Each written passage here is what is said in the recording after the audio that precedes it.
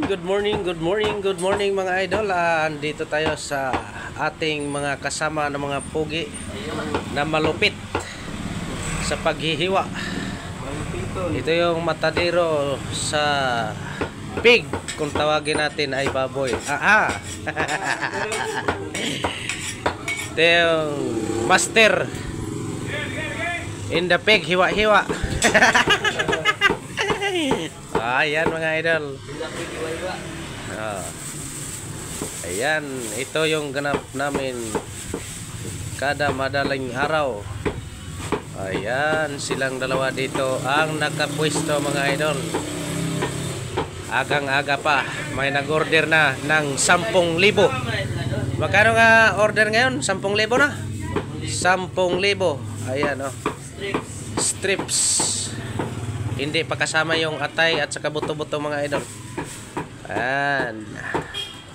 Ngayon idol, puntahan natin ang ating manoks chicken.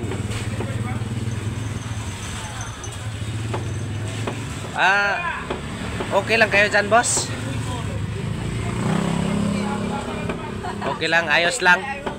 Ayan, ito yung kasama natin sa chicken, kung tawagin natin ay manok.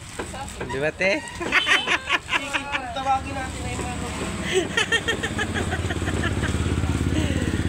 Mga idol, magkatabi lang yung pwesto sa aming mga kasama. Dito yung inorderan ng 10,000 strips. So dito naman mga idol, ito yung pwesto natin sa baka. So ayan, umpisa na natin sa pagkalas ang ating panindang baka mga idol. Baka sakaling mapunta ka sa iba. Joke lang mga idol. Yan, tirada na naman tayo mga idol sa ating karne na baka.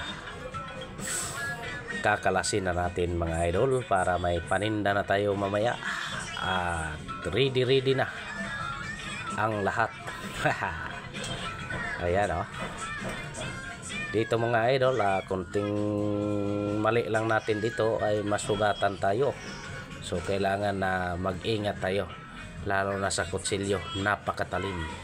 At pinaka malupit talaga na makasugat idol yung buto ng baka, dahil ang sama talaga pag yun ang nakasugat ng buto ng baka, dahil matagal gumaling pag ikaw ay masugat.